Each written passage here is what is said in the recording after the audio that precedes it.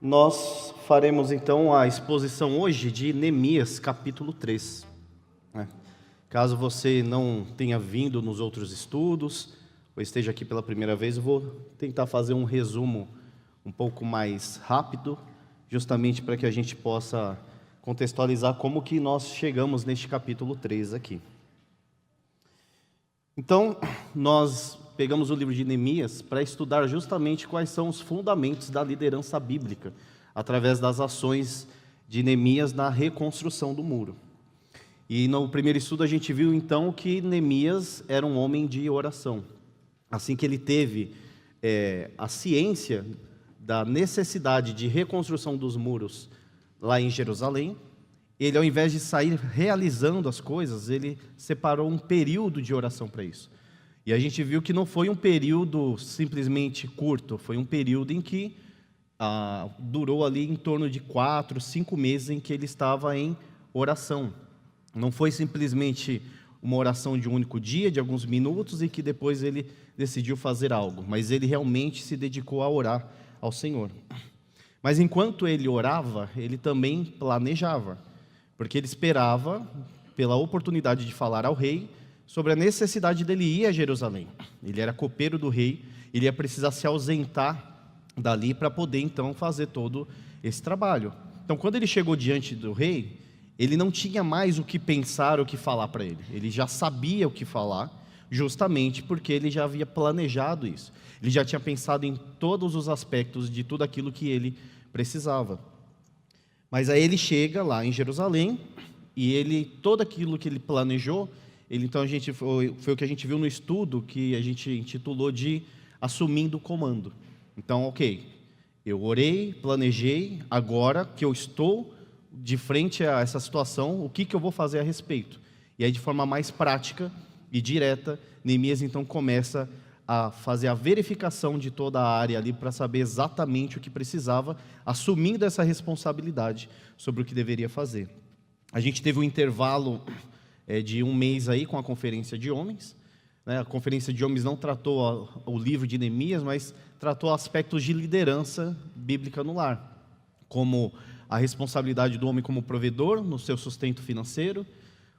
Nós verificamos também sobre o culto doméstico, criação de filhos, e a adoção que, como foi dito, na história da igreja era comum nos lares cristãos a cultura de adotar crianças, de cuidar dos órfãos.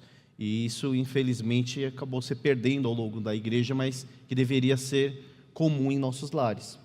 Mas agora a gente volta então para o livro de Neemias, justamente para falar sobre o tema de hoje, que é organização de tarefas.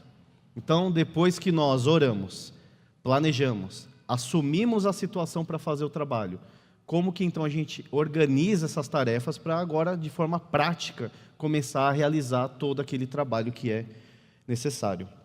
Nós faremos a leitura de Neemias capítulo 3, faremos a leitura de todos os 32 versículos. E eu dividi aí com alguns irmãos para poder fazer a leitura desse texto. Então o Tarsis vai ler a primeira parte, dos versículos 1 a 5. O Léo Freza vai ler os versículos de 6 a 14. Marcos Vinícius vai ler os versículos de 15 a 27. E por fim eu vou finalizar a leitura dos versículos 28 a 32. Assim que estiver pronto, pode iniciar, por favor, Tarsis. Então se dispôs Eliasibe, o sumo sacerdote, com os sacerdotes seus irmãos, e reedificaram a porta das ovelhas. Consagraram-na, assentaram-lhe as portas e continuaram a reconstrução até a torre do Sem e a torre de Ananel. Junto a ele edificaram os homens de Jericó. Também ao seu lado edificou Zacur, filho de Inri. Os filhos de Racenaá edificaram a porta do peixe, colocaram-lhe as vigas e lhe assentaram as portas com seus ferrolhos e trancas. Ao seu lado reparou Meremote, filho de Urias, filho de Cós. Junto deste reparou Mesulão, filho de Berequias, filho de Mesesabel, a cujo lado reparou Zadok, filho de Baaná. Ao lado destes repararam os tecoitas e seus nobres, porém não se sujeitaram ao serviço do seu senhor. Joiada, filho de Pazéia, e Mesulão, filho de Besodias, repararam a porta velha. Colocaram-lhe as vigas e lhe assentaram as portas com seus ferrolhos e trancas. Junto deles trabalharam Melatias, gibeonita, e Jadom, meronotita, homens de Gibeão e de Mispa, que pertenciam ao domínio do governador de além do Eufrates. Ao seu lado reparou Uziel, filho de Araías, um dos ourives, junto dele Ananias, um dos perfumistas, e restauraram Jerusalém até o muro largo. Junto a estes trabalhou Refaías, filho de Ur, maioral da metade de Jerusalém. Ao seu lado reparou Gedaías, filho de Arumaf, defronte da sua casa. E ao seu lado reparou Atos, filho de Asabneias. A outra parte reparou Malquias, filho de Arim, e Assub, filho de Paate-Moabe, como também a torre dos fornos. Ao lado dele reparou Salum, filho de Aloés, maioral da outra meia parte de Jerusalém, ele e suas filhas. A porta do vale reparou a Anum e os moradores de Zanoa. Edificaram-na e lhe assentaram as portas com seus ferrolhos e trancas, e ainda 1000 côvados da muralha, até a porta do monturo. A porta do monturo reparou a Malquias, filho de Recabe, maioral do distrito de Bet-Aquerem. Ele a edificou e lhe assentou as portas com seus ferrolhos e trancas. A porta da fonte reparou a Salum, filho de Coozé, maioral do distrito de Mispa. Ele a edificou e a cobriu, e lhe assentou as portas com seus ferrolhos e trancas, e ainda o muro do açude de Selá, junto ao jardim do rei, até aos degraus que descem da cidade de Davi. Depois dele, reparou Neemias, filho de Asbuque, maioral da metade do distrito de Bet-Zur, até defronte dos sepulcros de Davi, até o açude artificial e até a casa dos heróis. Depois dele, repararam os levitas, Reum, filho de Bani, e ao seu lado, Asabias, maioral da metade do distrito de Keila. Depois dele, repararam seus irmãos, Bavai, filho de Enadade, maioral da metade do distrito de Keila. Ao seu lado, reparou Ezer, filho de Jesuá, maioral de Mispa, outra parte defronte da subida para a casa das armas, no ângulo do muro. Depois dele, reparou com grande ardor Baruque, filho de Zabai, outra porção, desde o ângulo do muro até a porta da casa de Eliasibe, o sumo sacerdote. Depois dele, reparou Meremote, filho de Urias, filho de Cós, outra porção, desde a porta da casa de Eliasibe até a extremidade da casa de Eliasibe. Depois dele, repararam os sacerdotes que habitavam na campina. Depois, repararam Benjamim e Assub, defronte da sua casa. Depois deles, reparou Azarias, filho de Maazéias, filho de Ananias, junto à sua casa. Depois dele, reparou Binui, filho de Enadade, outra porção, desde a casa de Azarias até o ângulo e até a esquina. Palaal, filho de Uzai, reparou defronte do ângulo e da torre que sai da casa real superior, que está junto ao pátio do cárcere. Depois dele, reparou Padaías, filho de Parós, e os servos do templo que habitavam em Ofel, até de frente à porta das águas, para o oriente, e até a torre alta. Depois repararam os tecoitas, a outra porção, defronte da torre grande e alta, e até ao muro de Ofel. Para cima da porta dos cavalos, repararam os sacerdotes, cada um defronte da sua casa. Depois deles reparou Zadok, filho de Imer, defronte de sua casa, e depois dele Semaías, filho de Secanias, guarda da porta oriental. Depois dele reparou Ananias, filho de Selemias, e Anum, o sexto filho de Zalaf, outra porção. Depois deles reparou Mesulão, filho de Berequias, defronte da sua morada. Depois dele reparou Malquias, filho de um Orives, até a casa dos servos do templo e dos mercadores defronte da porta da guarda, até o eirado da esquina. Entre o eirado da esquina e a porta das ovelhas repararam os Orives e os mercadores. Muito obrigado pela ajuda de vocês. Nós demoramos aproximadamente 6 minutos para que a gente faça toda essa leitura aí. Então, quando a gente estiver na nossa casa, e pensar que a gente tem que ler um capítulo inteiro somente por dia das Escrituras, e a gente falar que não tem tempo, lembre-se que uma leitura como essa, com pronúncias difíceis, uma leitura um pouco mais densa, que precisa ser feita com muito mais cuidado, demorou 6 minutos, eu acho que o problema nosso, na verdade, em ler as Escrituras não é tempo, né? Mas realmente ver isso como prioridade. E Neemias, desde o início, ele não teve a pretensão de fazer nada sozinho, e é o que a gente vê bem claro aqui no texto. Neemias, então, ele precisa organizar as tarefas e ele coloca todo mundo para trabalhar, né? E de forma bem simples é isso que a gente vai fazer hoje. E pensando nessa leitura, né, lendo o capítulo 3 de Neemias, foi que me fez julgar necessário dividir a leitura do próprio texto com esses irmãos que leram junto comigo aqui.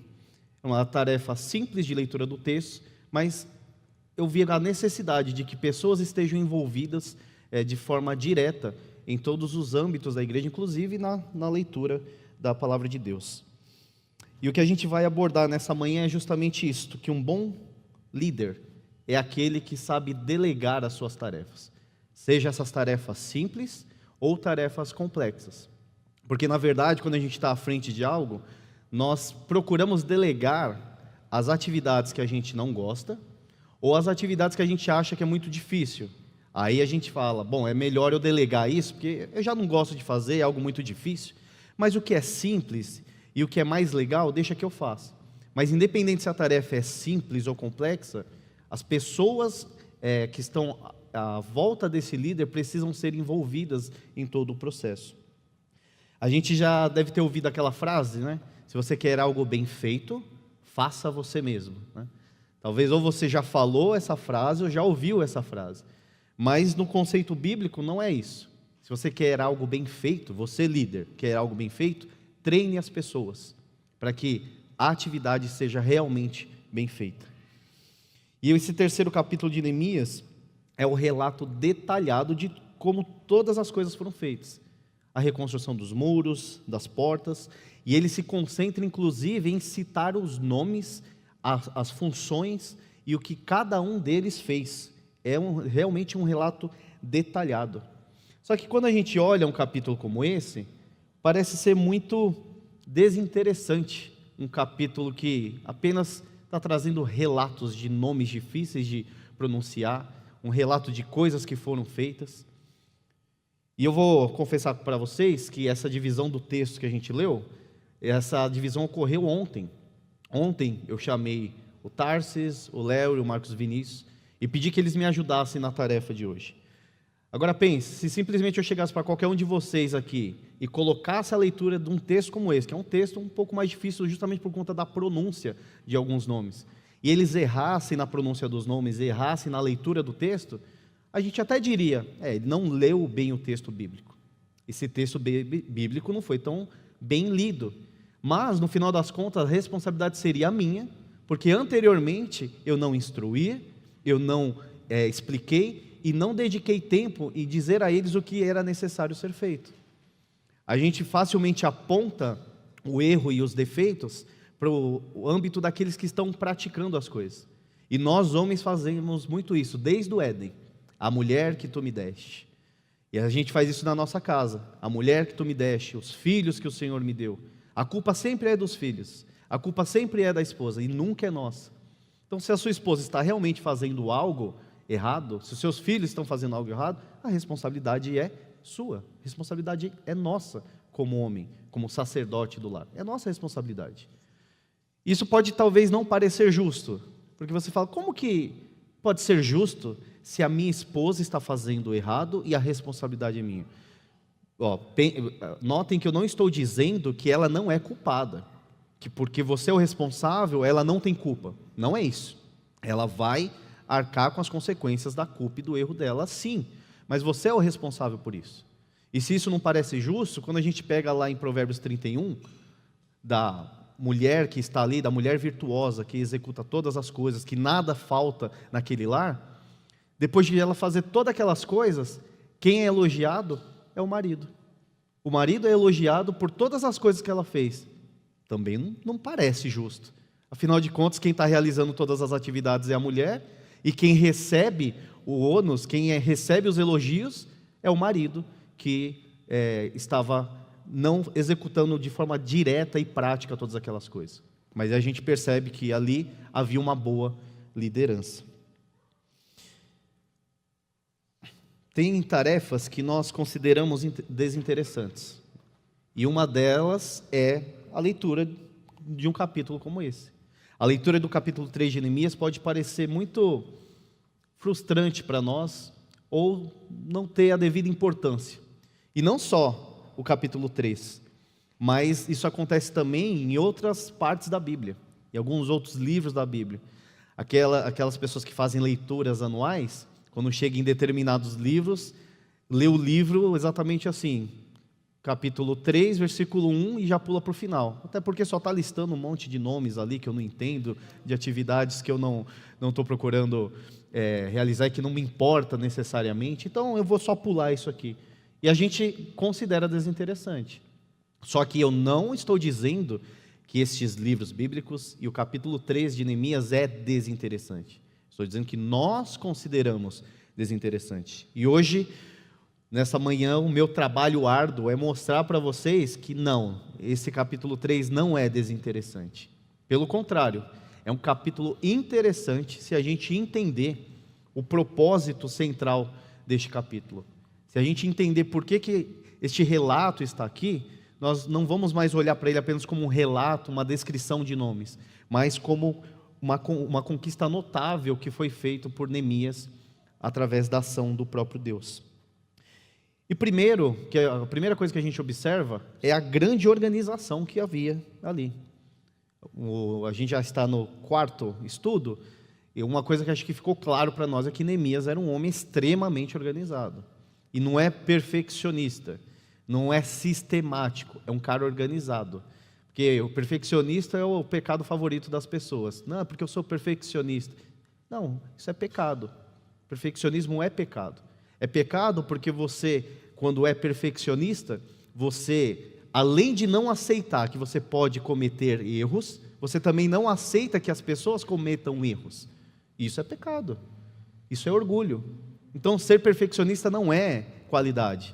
A gente fala muito nas entrevistas de emprego, né? Qual é o seu defeito? Não, o meu defeito é que eu sou perfeccionista, né? Eu sou tão bom que o meu erro é ser perfeito, né? O meu problema é ser perfeito, de tão bom que eu sou. Esse é o meu grande defeito. Meu defeito é que eu sou uma pessoa muito perfeita. Desculpa, viu, entrevistador? Então, larga essa ideia de que perfeccionismo é uma virtude. Não é. Perfeccionismo não é virtude. Perfeccionismo é um orgulho enrustido ali. E você vê que Neemias, além de ser organizado, ele pega toda a comunidade e ele mobiliza toda a comunidade. E eles começam a trabalhar de forma harmoniosa, de forma simultânea. Quando você lê os relatos, parece que o povo está trabalhando ali como se fosse um só, em várias frentes, em várias atividades, em todas as direções, mas como se fossem um único povo. A unidade ali foi mantida. Ele arrastou, junto com ele, pessoas para cumprirem aquele objetivo que era reconstruir a cidade, reconstruir os muros. Se a gente lembrar, essas pessoas estavam desanimadas. Quando ele chega lá, as pessoas estavam desanimadas com a situação, passando fome, passando dificuldades. E ele não só animou essas pessoas para fazer o trabalho, como elas foram motivadas a trabalhar duro. Elas estavam trabalhando com afinco, estavam trabalhando com muito zelo para fazer todo aquele trabalho. O segundo ponto é que toda essa força de trabalho demonstra que as pessoas fizeram com dedicação, entusiasmo. As pessoas não aceitaram fazer o trabalho simplesmente porque Neemias estava mandando. Não foi algo assim, olha, Neemias chegou ali com a comitiva do rei, é melhor a gente obedecer a Neemias porque o rei está com ele, se a gente não obedecer a gente vai ser punido. Pelo contrário, as pessoas estavam animadas, elas estavam realmente dedicadas a fazer aquela tarefa. E para que isso aconteça, a relação do líder com as pessoas que são lideradas por ele tem que ser uma comunicação, tem que ser um relacionamento não só bom, Não basta que você tenha um bom relacionamento, que você seja educado com as pessoas, que você saiba falar com elas. Isso é um aspecto básico. Mas, ainda que você não tenha intimidade com seus liderados, você precisa ser um líder que define metas claras, que você se comunica bem e que você possa motivar essas pessoas.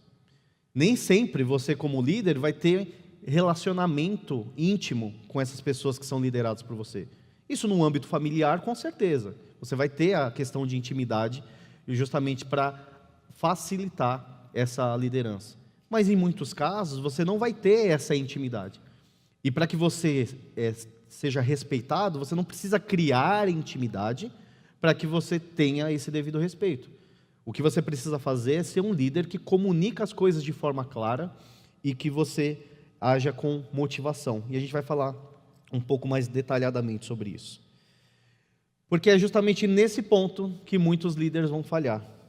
A falta de direcionamento claro ou a ausência da comunicação vai fazer com que as atividades ou não sejam realizadas, ou elas serão realizadas de uma forma muito superficial, uma maneira muito feita de qualquer jeito. E fica muito claro quando uma atividade foi muito bem orientada, de uma atividade que não foi orientada. Isso fica muito perceptível para qualquer pessoa.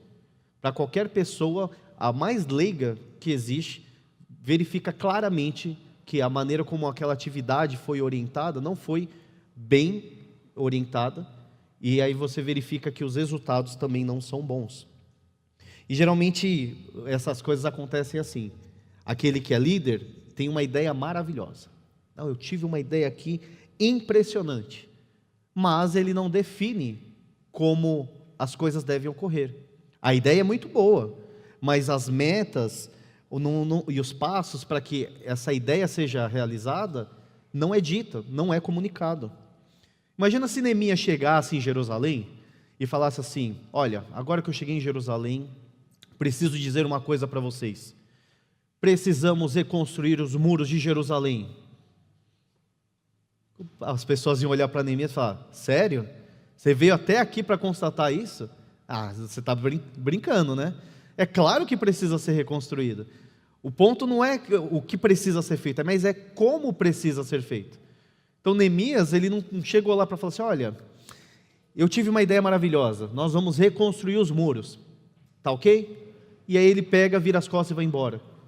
Que vantagem teria nisso? Não teria vantagem alguma. Neemias foi lá não para dizer o que precisava ser feito somente, mas para ensiná-los e instruí-los como realizar todas aquelas atividades.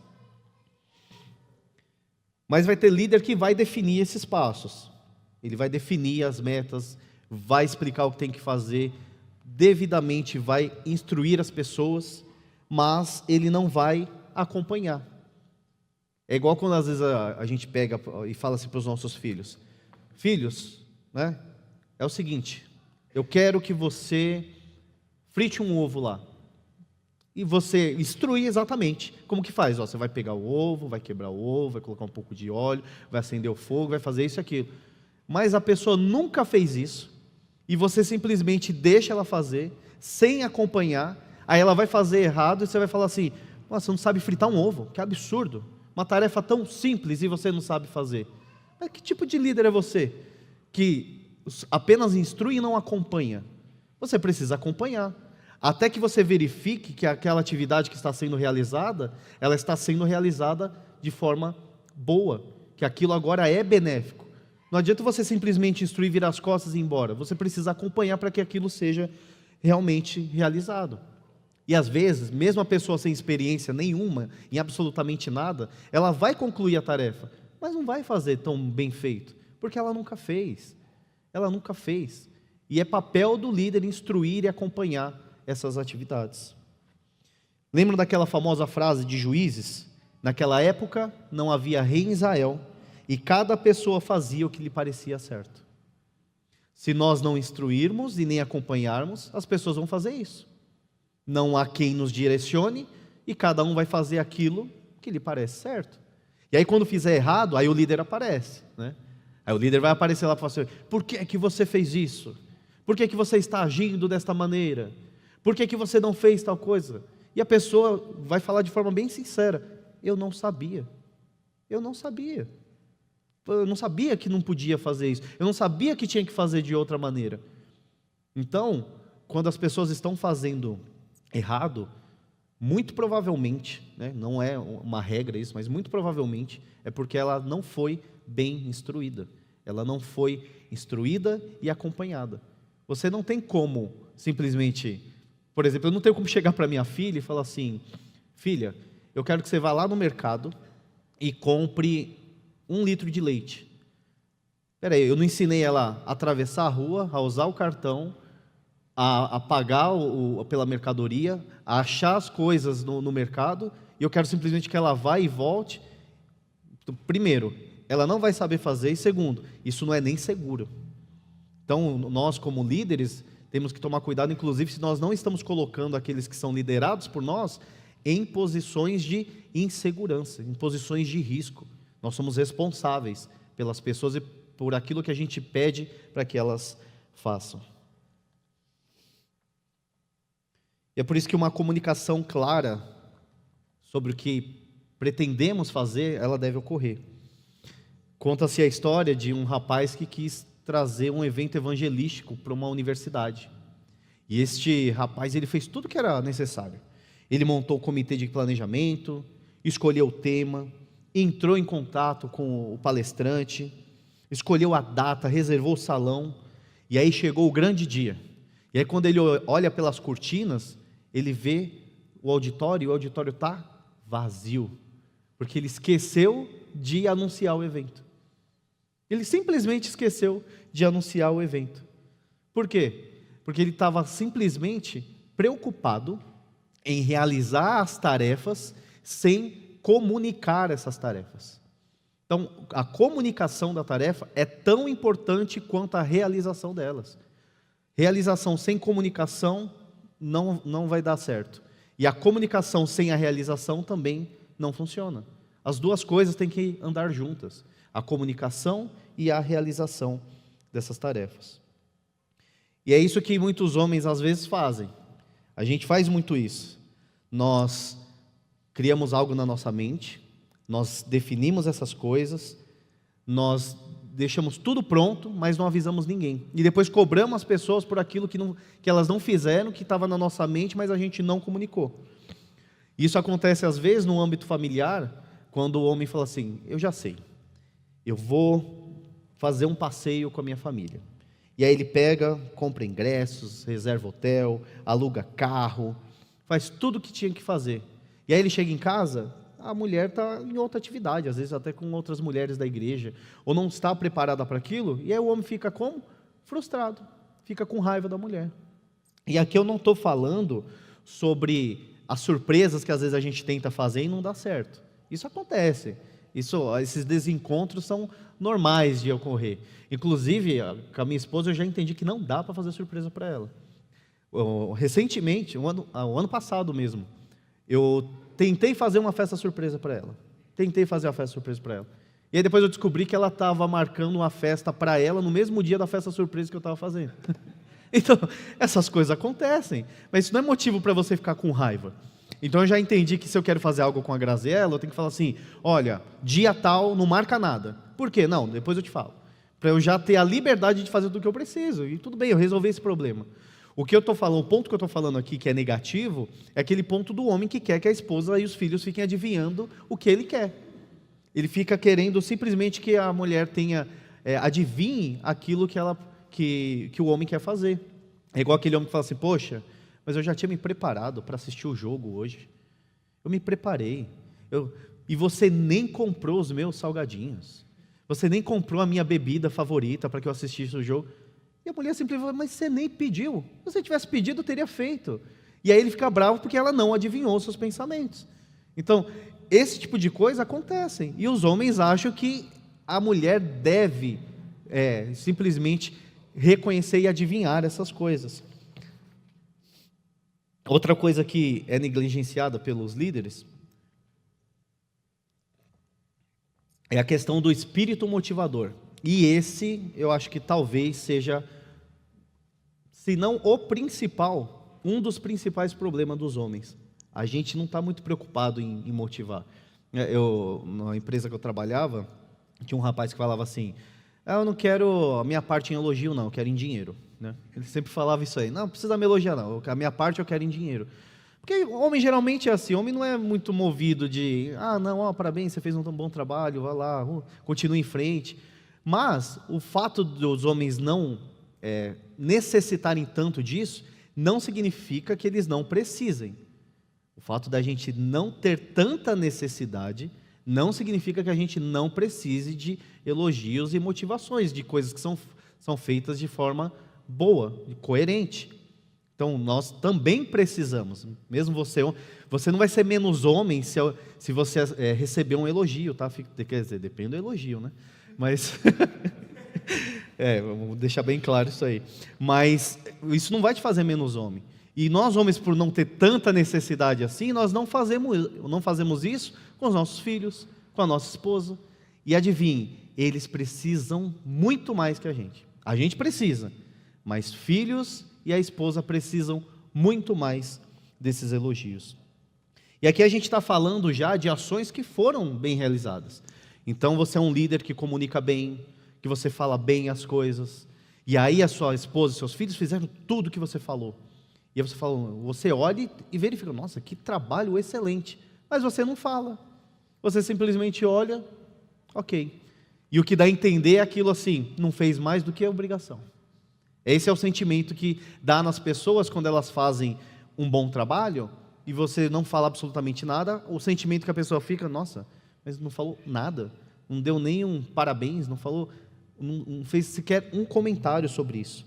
Então, se você já orientou, definiu metas, acompanhou, você precisa sim se dar o trabalho de dar um feedback, né, o que a gente chama de feedback. Seja ele positivo ou seja negativo. Porque no final das contas, fica impossível para a pessoa saber se o que ela fez foi bom ou se foi ruim. A pessoa fez tudo o que ela tinha que fazer. Mas espera aí, será que o que eu fiz está bom? Será que na próxima oportunidade eu preciso melhorar alguma coisa? A pessoa acaba não sabendo. E aí, se ela está fazendo errado, o líder viu que está fazendo errado e falou: não vou falar nada, porque está errado, mas deixa para lá. Uma hora isso vai incomodar o líder. Eu falo: poxa, mas toda vez que eu te peço para você fazer, você faz exatamente assim, isso eu não gosto que faça assim. Aí a pessoa: mas você nunca falou nada? Eu estou fazendo assim há 2 anos, você nunca me disse absolutamente nada. Aí agora você vai falar para mim que está errado? E aí você gera ira na pessoa. E uma ira que, convenhamos, é uma ira que a gente é totalmente compreensível. Porque se você não está dizendo que está errado, como é que você quer que a pessoa adivinhe que está errado? E ao contrário, você precisa motivar as pessoas. Quando elas fizerem um bom trabalho, diga: olha, você fez um bom trabalho, o trabalho foi bem feito. Porque elas precisam de elogio, precisamos de elogio. O próprio Deus, quando Jesus está contando as parábolas, quando vai falar do servo mau e servo bom e fiel, servo mau e negligente. Jesus mesmo traz essa prática de elogiar os bons feitos e de realmente dizer o que é ruim, os maus feitos que são realizados. Então depois a gente vê que esse elemento final na relação do trabalho de Neemias é que ele, em todo o capítulo 3, ele parece que de forma proposital coloca o nome das pessoas para trazer a elas reconhecimento daquilo que estava sendo feito. Pensa que isso aqui era algo lido para o povo. Imagina o povo ouvindo as palavras: nossa, olha, os filhos de Racenaá edificaram a porta do peixe, os filhos de não sei quem edificaram a porta disso, reconstruíram tal coisa, poxa, que legal. Imagina as pessoas que participaram disso ouvindo essas coisas, e outras pessoas que não as conheceram também ouvindo como que o povo foi operante ali. Isso era motivador para as pessoas, de que todos estavam ali trabalhando para fazer esse bom trabalho. Mas no capítulo 3, quando a gente lê, todas as pessoas ali são citadas. Mais de 40 pessoas e mais de 40 atividades acontecendo ao mesmo tempo, e todas elas são citadas, mas teve uma pessoa que não foi citada ali: o próprio Neemias. Neemias não se citou no texto. Eu, Neemias, fiz isso. Eu, Neemias, eu edifiquei tal coisa. Eu, Neemias, não sei o quê. Eu, Neemias, aquilo. E aí, geralmente, a gente encontra, principalmente no âmbito de empresa, vocês vão encontrar pessoas que vão querer receber o ônus do trabalho dos outros. Sabe aquele líder que tem o liderado que chega para ele e fala assim: nossa, Renato, eu tive uma ideia maravilhosa, né? Miguel chega para mim: eu tive uma ideia maravilhosa, eu acho que seria bom que a gente estudasse isso e aquilo.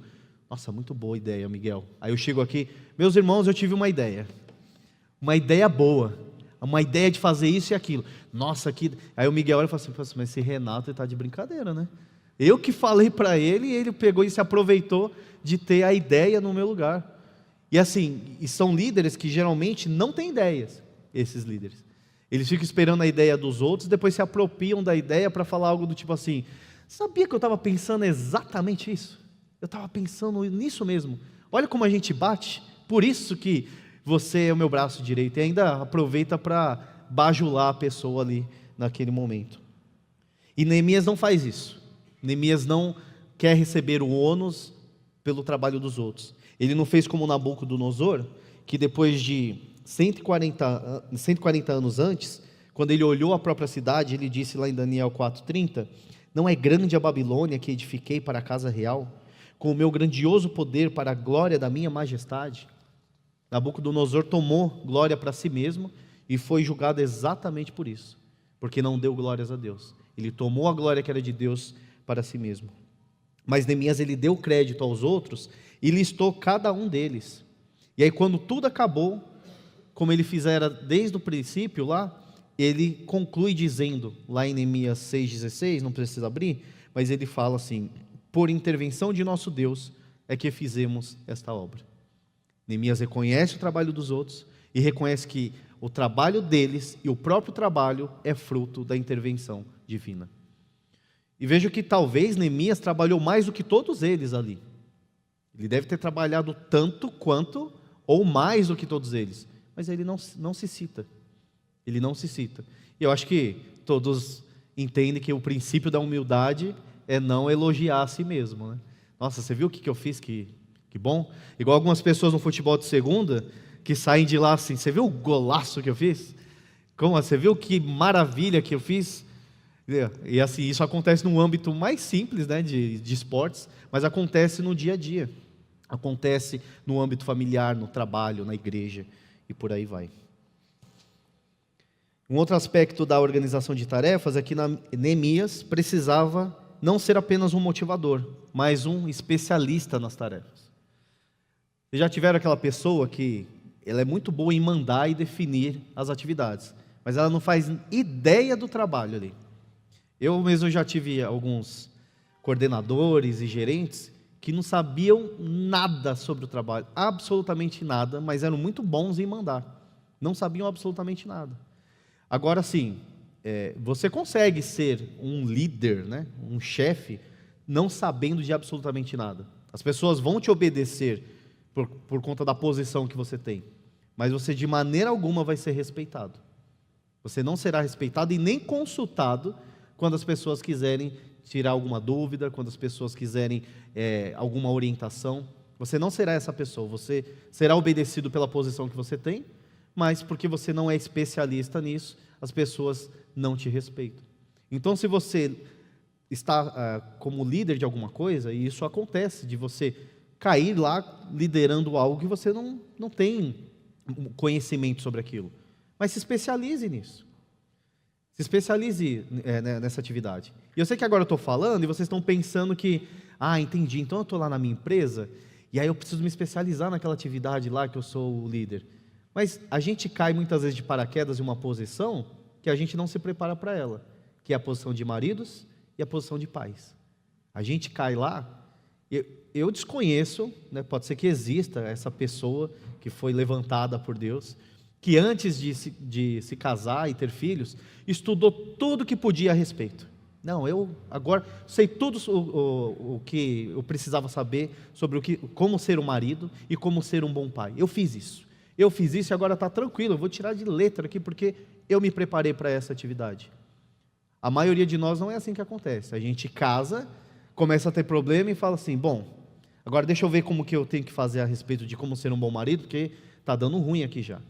Ou os filhos não começam a obedecer direito, falam assim, nossa, que filho mal criado esse. O meu filho não me respeita, o meu filho não me obedece. Bom, deixa eu estudar então a respeito de como eu devo criar os meus filhos, porque senão não vou conseguir criá-los direito. Então a gente não faz isso. E a gente chega às vezes numa posição, na nossa própria casa, e não se prepara.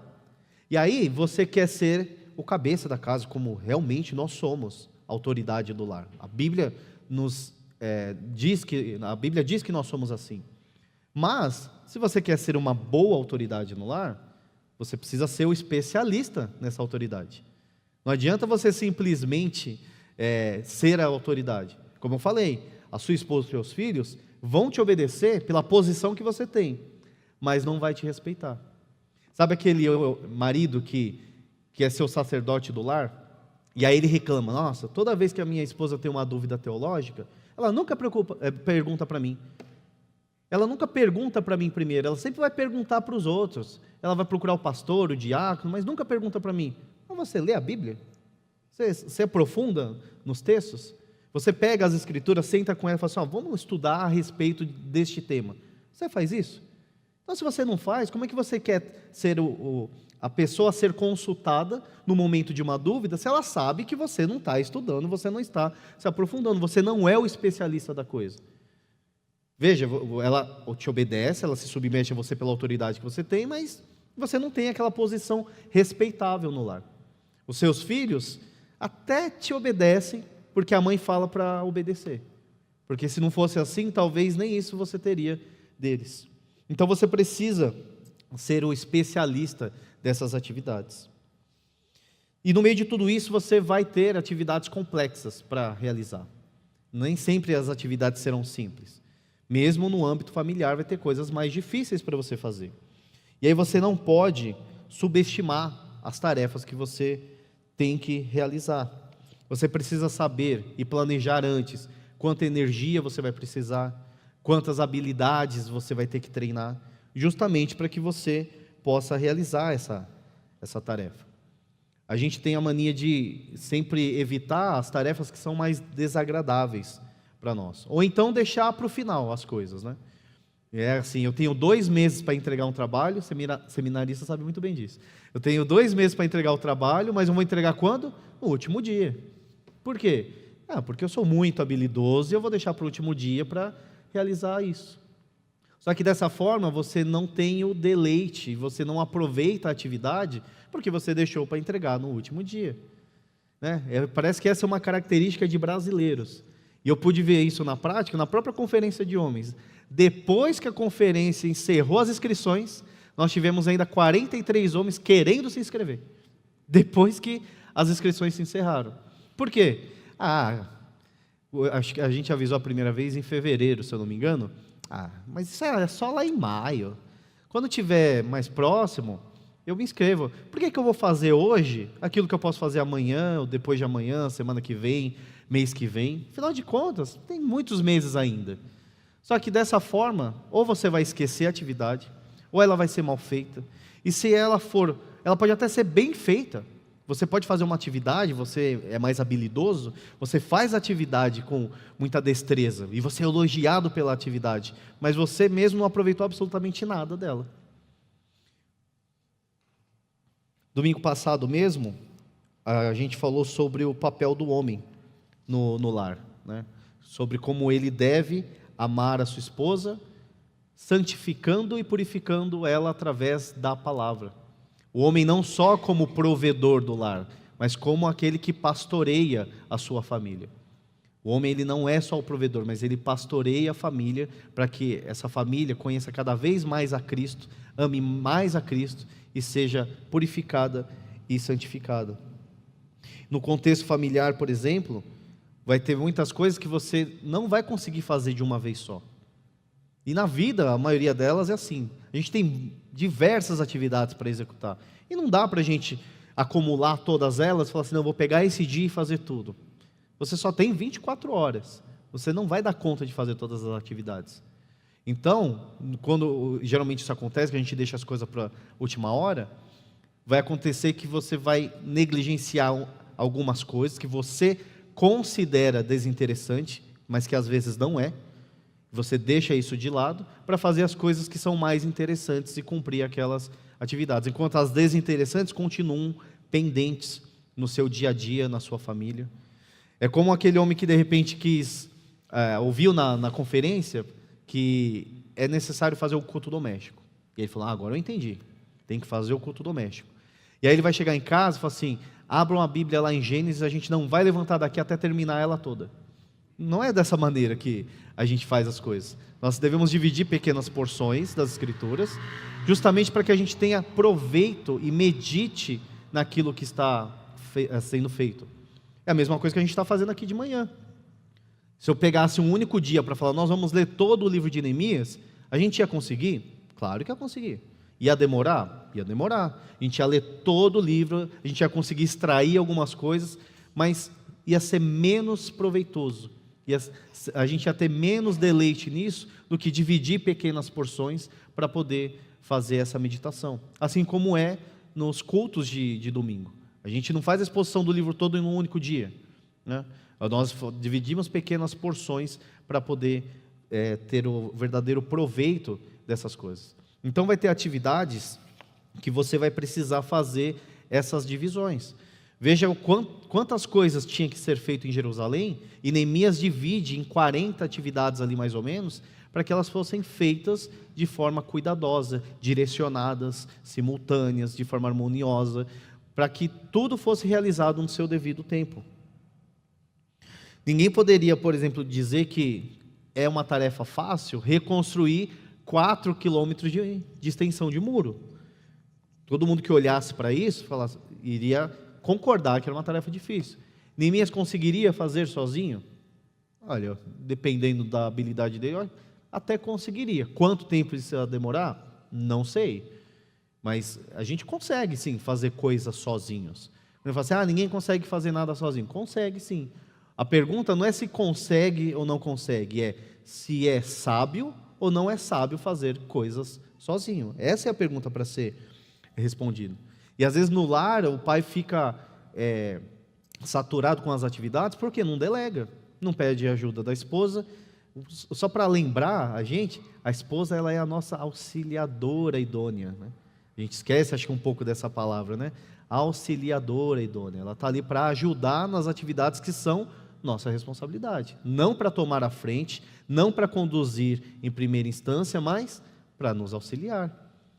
E a gente falha, inclusive, quando não faz isso com os filhos. Os filhos espalham os brinquedos, fazem toda a bagunça, aí o pai e a mãe vai lá desfazer a bagunça dos filhos. Nessa questão, o que você deveria fazer? Filho, filha, você vai fazer assim. Você vai instruir, você vai mostrar como, vai acompanhar. E quando ela estiver fazendo minimamente sozinha, você vai cobrar para que ela faça aquilo que você já pediu que seja feito. Não adianta você simplesmente gritar e disciplinar o seu filho porque ele fez aquilo que você não disse uma única vez. Tenha uma regra, estabeleça essa regra, instrua sobre isso, acompanhe e depois você cobra. E aí, olha só, agora você não precisa mais pegar os brinquedos espalhados da criança pela casa, porque agora ela já sabe fazer. Talvez demore um pouco até ela acostumar com isso, aí é normal, não tem problema. Mas se você não instrui minimamente, ela nunca vai saber realizar essa atividade. E a gente vai falhar se a gente quiser realizar todas as coisas de uma única vez. Tem coisas que vão demorar mais, tem coisas que precisam ser divididas, ser feito um pouquinho de cada vez. Você vai estudar inglês, não adianta você pegar o curso e falar, eu vou pegar esse curso aqui, eu vou estudar ele durante 3 dias diretos, sem dormir, para finalizar. Não vai ter proveito, você não vai conseguir aprender, você só vai passar pelo conteúdo. Mas se você dividir e você meditar nessas coisas, você consegue ter mais proveito nisso. E é por isso que, para dividir essas tarefas, uma coisa precisa ser feita antes. Você precisa estabelecer quais são as prioridades disso, as coisas que são fundamentais para ser realizado. E é por isso que então Neemias delega essas tarefas. Ele designou as atividades, permitindo que cada grupo procedesse segundo a orientação e liberdade que elas tinham a respeito dos seus dons. Ele dividiu as tarefas e deu liberdade para que elas agissem dentro da sua capacidade. Às vezes a gente delega as atividades e a gente quer que seja feita exatamente do nosso jeito. Porque se não fizer exatamente do nosso jeito, não está bom. Isso não é delegar. Você, na verdade, o que você quer fazer é criar pessoas à sua imagem e semelhança.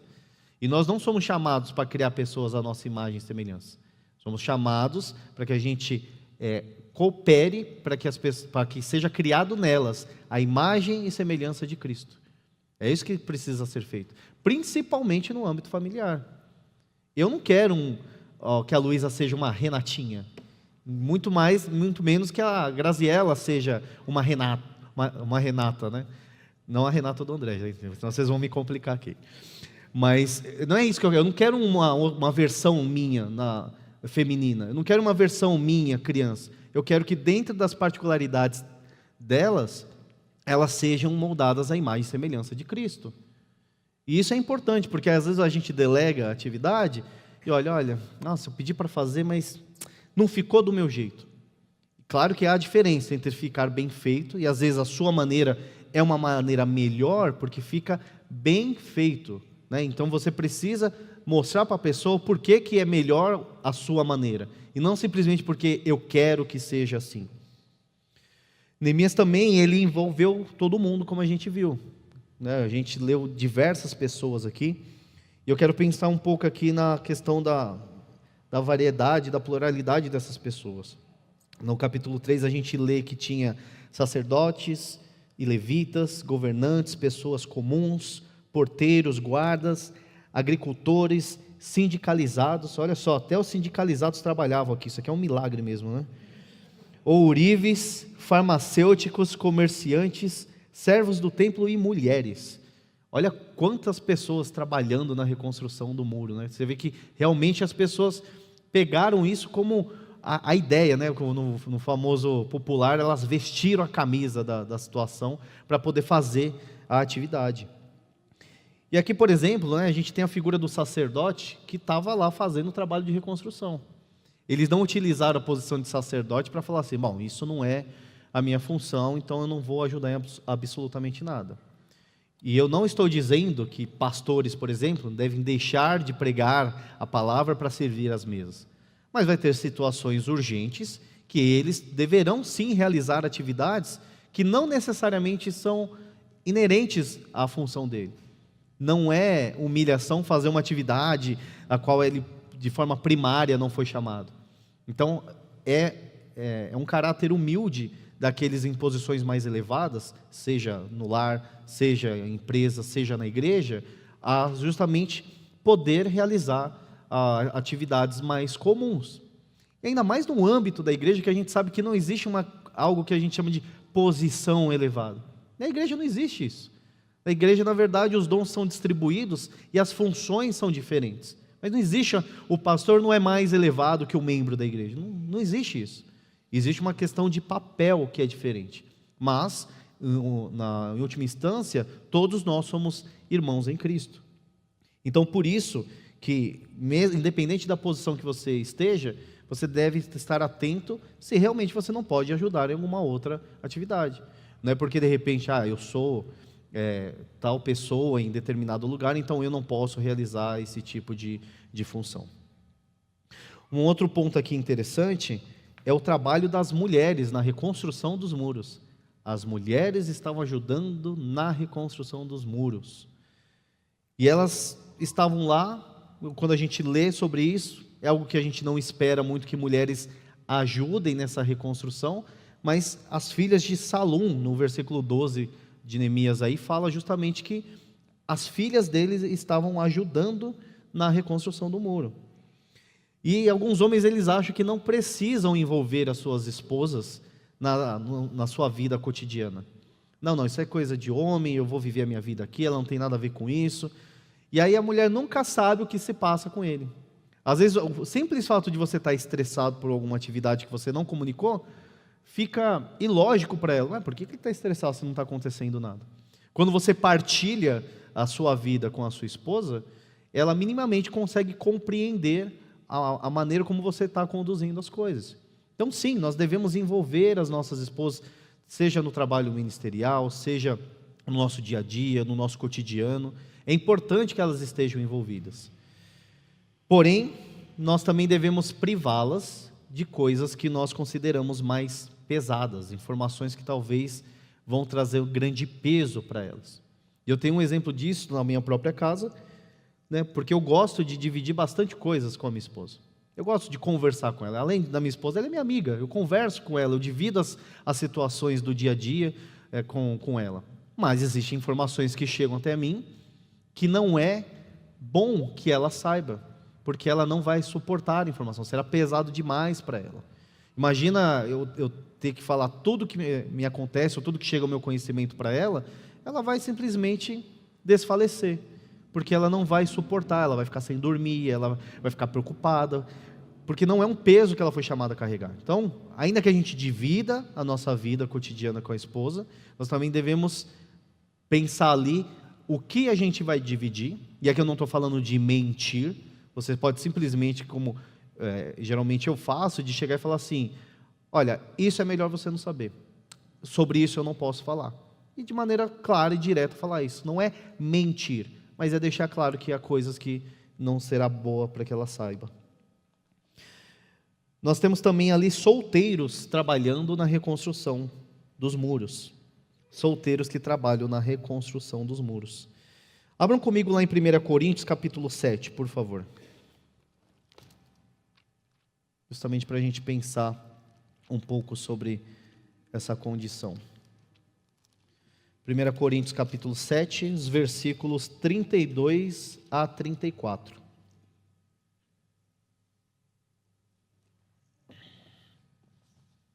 Está acabando já, gente. Só mais uma horinha e a gente já finaliza. Capítulo 7, os versículos 32 a 34, que diz: o que realmente eu quero é que estejais livres de preocupações. Quem não é casado cuida das coisas do Senhor, de como agradar ao Senhor. Mas o que se casou cuida das coisas do mundo, de como agradar a sua esposa. E assim está dividido. Também a mulher, tanto a viúva como a virgem, cuida das coisas do Senhor, para ser santa, assim no corpo como no espírito. A que se casou, porém, se preocupa com as coisas do mundo, de como agradar ao marido. E aqui, mais particularmente, eu vou falar a respeito de solteiros homens, né? Não vou trabalhar a questão das mulheres solteiras ali. Mas, biblicamente, ninguém tem desculpa para não fazer uso dos meios de graça. Absolutamente ninguém.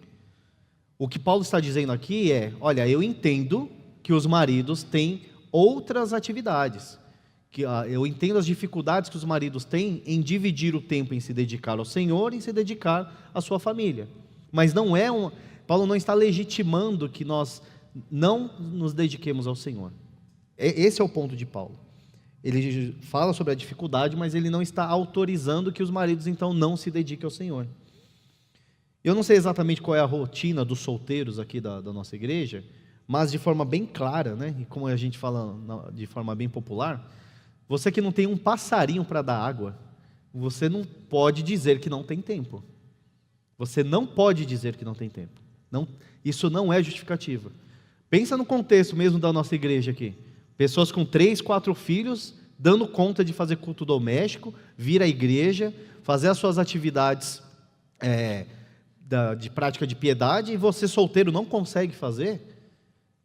Desculpa falar, mas talvez, né? E isso não é uma regra, mas talvez, não é tempo que está te faltando. O que está faltando para você é vergonha na cara. É isso que está faltando. E o que eu estou dizendo é justamente que talvez você não esteja identificando qual é o seu problema. Qual é o problema com o seu tempo? E isso é normal. É normal que você não saiba qual é o problema com o tempo. Aí nisso você busca ajuda. Porque não é natural que você, solteiro, não tenha tempo para ler a Bíblia. Você não tem 6 minutos, como a gente viu aqui, para ler um capítulo? É impossível que você diga que não tenha tempo. Se aos maridos com crianças não é autorizado e não há desculpa de não ter tempo, quanto mais para os solteiros. E por isso que o princípio disso é, os casados com a demanda familiar não devem usar a demanda familiar como desculpa para não realizar suas atividades de prática piedosa. E os solteiros, menos ainda. Os solteiros, menos ainda. Uma outra parte que a gente vê é que Neemias ele não alcançou sucesso total. No versículo 5 de Neemias, lá do capítulo 3, a gente lê que ao lado destes repararam os tecoitas, os seus nobres, porém não se sujeitaram ao serviço do seu senhor. Então, haviam pessoas ali que não quiseram realizar nenhum tipo de trabalho. Isso é para deixar claro que sempre haverá pessoas descontentes no grupo. Sempre. Não dá para agradar todo mundo. Nem todo mundo será motivado por você. Nem todo mundo irá realmente ajudar a gente nesse trabalho. E esses descontentes, além de você ter um cuidado especial com eles, você não pode simplesmente ignorar o fato deles estarem descontentes, mas você precisa observar com cautela. E aqui eu quero fazer uma diferença. Eu não estou falando de pessoas descontentes com aquilo que não é bíblico. Se você está descontente com aquilo que não é bíblico, daquilo que não é o ensino de Cristo, continue descontente. Esse é um descontentamento justo. Mas, eu estou falando justamente aqui dos descontentamentos ilícitos, injustos, né? Na verdade, esses descontentes são os chatos, que só querem ficar falando, criticando, fazendo críticas vãs, sem nenhum fundamento. O Neemias aqui ele não cita nenhum problema com essas pessoas, ele só menciona que teve pessoas que não quiseram ajudar, mas nós precisamos ter cuidado com essas pessoas. Primeiro, para verificar se a gente não consegue motivá-las de alguma maneira, vá até essas pessoas e verifique por que elas estão descontentes. Qual o problema desse descontentamento delas? Verifique qual que é. O problema para ver se você consegue conformar a elas a motivação e a alegria dos demais.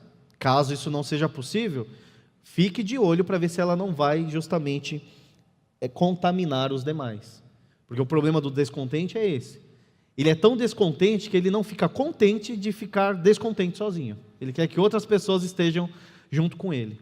Então a gente tem que tomar cuidado com essas pessoas que estão descontentes e que estão no meio da igreja, no trabalho, ou até na nossa família, que estão ali sempre trazendo críticas totalmente desnecessárias. Novamente, fazendo a separação de que haverá críticas e descontentamentos que nós deveremos sim dar atenção, porque serão coisas boas para nós. As críticas não são coisas ruins. Mesmo críticas pesadas, críticas mais difíceis, você precisa aprender a lidar com elas. Se é algo que você precisa se conformar às Escrituras, se conformar em mais semelhança de Cristo, você precisa ouvir os descontentes sim. Mas os descontentes injustos e ilícitos, não apenas evitem eles. Procurem animá-los, mas se não conseguir, observe para ver se eles não estão contaminando os demais.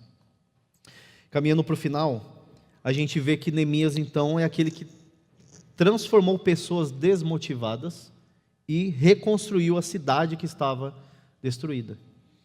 A atitude de Neemias motivou a reconstrução da cidade de Jerusalém, distribuindo tarefas e funções para as pessoas, para que elas realizassem todo aquele trabalho.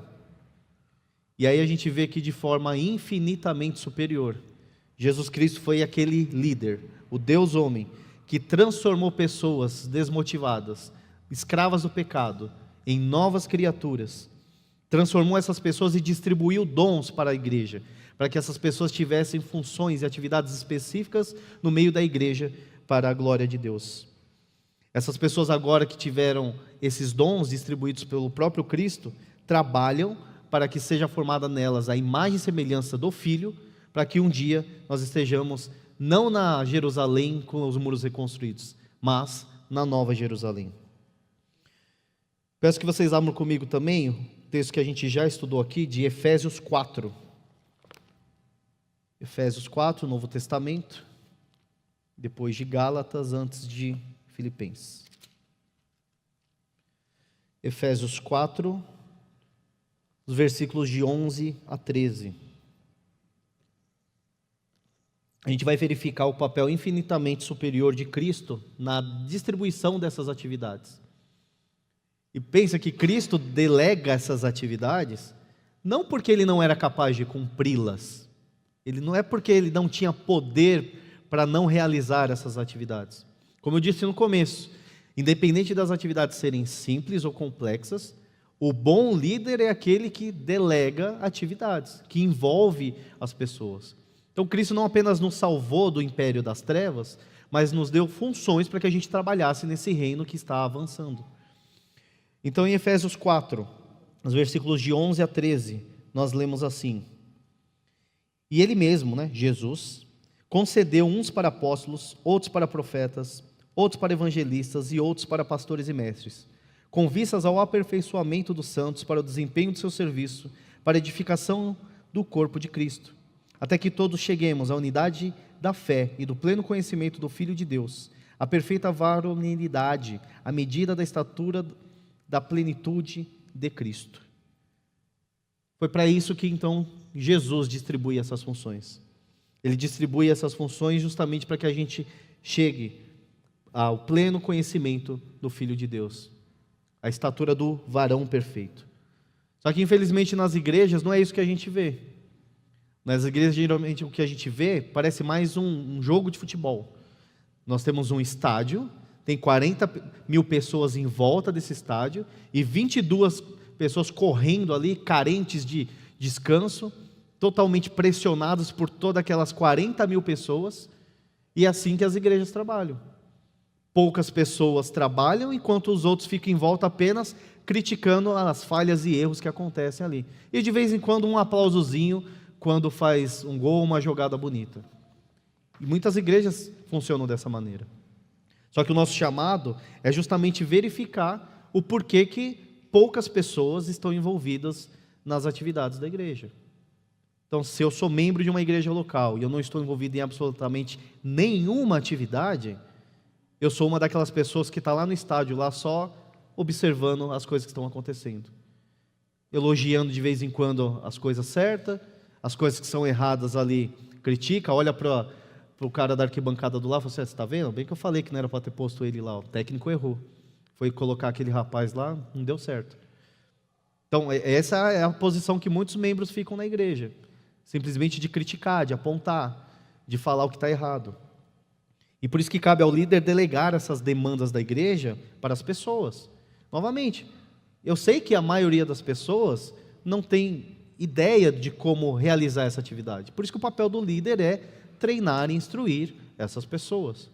Elas precisam ser treinadas. E se as pessoas querem ser treinadas e o líder não está treinando, alguma coisa está errada. Peraí, mas aqui já não é que as pessoas não querem, as pessoas querem, mas o líder não treina. Então, a gente precisa verificar o que está acontecendo de fato. E a etapa mais importante de toda essa organização de tarefas, como eu já disse, é a definição das prioridades.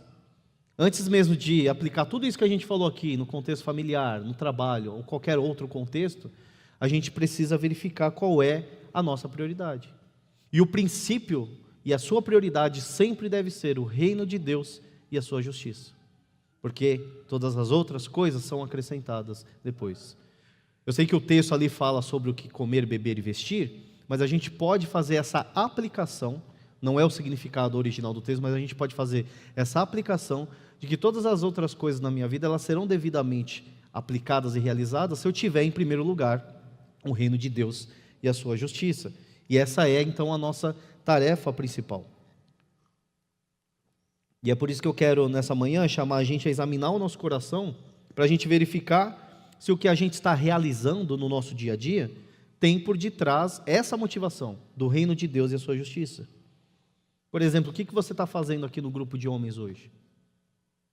Por que você vem no grupo de homens? Qual que é o seu objetivo de estar aqui? Qual é o seu objetivo de vir aos cultos aos domingos com a sua família? Por que você vem aos cultos? Por que então você quer exercer alguma atividade na igreja? Nós vamos fazer o treinamento para os diáconos e a gente vai fazer essa pergunta. Essa é uma das principais perguntas a serem respondidas. Por que você quer servir a igreja? Por que você quer executar alguma atividade aqui? Qual a sua motivação disso? É o reino de Deus e a sua justiça? Você quer ser bem visto?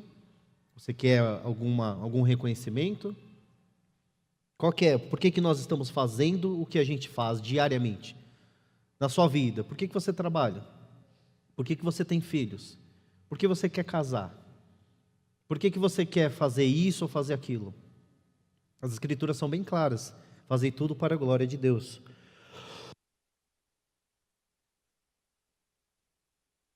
Gripe masculina, gente, desculpe. E eu temo que a gente esteja muito preocupado na realização das tarefas, mas pouco preocupado com a motivação dessas tarefas. O porquê que a gente está fazendo cada uma dessas coisas. Neemias, na reconstrução dos muros, o grande objetivo dele era a glória de Deus. Você percebe isso antes dele construir os muros na oração. Quando ele finaliza a construção, você vê ele declarando sobre a glória de Deus, que o Senhor estava por detrás de tudo. Tudo que Neemias fazia, ele fazia para a glória de Deus e pensando na glória de Deus.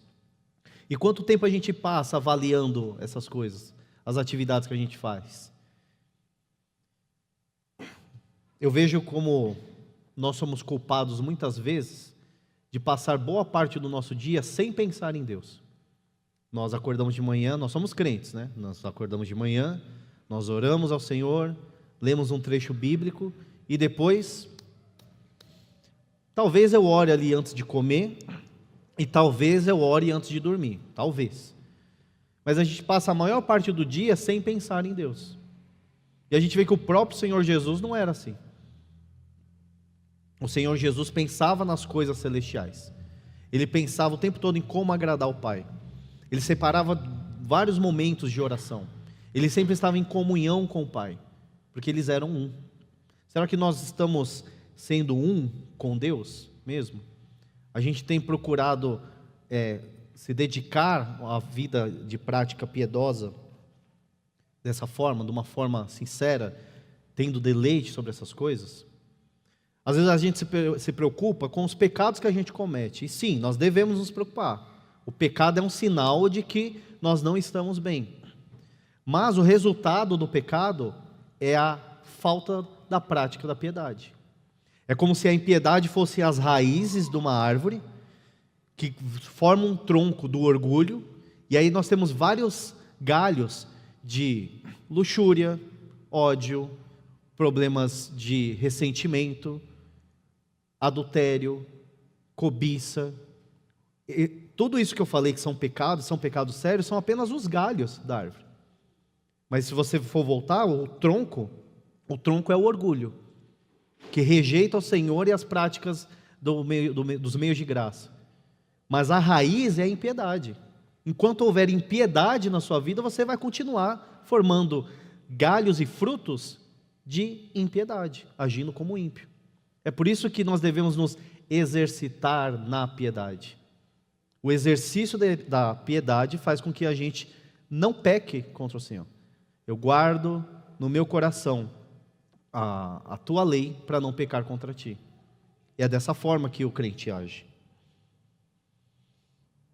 Como que a gente pode achar que sem buscar a face de Deus, nós vamos manter comunhão com Ele, que nós vamos estar dependentes dEle, ou que nós iremos realizar qualquer coisa? Como que a gente pode achar isso? Eu vou pedir para colocar na tela o texto de Tiago, capítulo 4.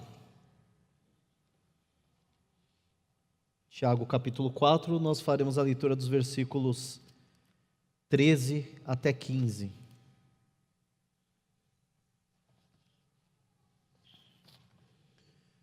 E o texto diz assim: Atendei agora vós que dizeis, hoje ou amanhã iremos para a cidade tal, e de lá passaremos o ano e negociaremos e teremos lucros. Vós não sabeis o que sucederá amanhã.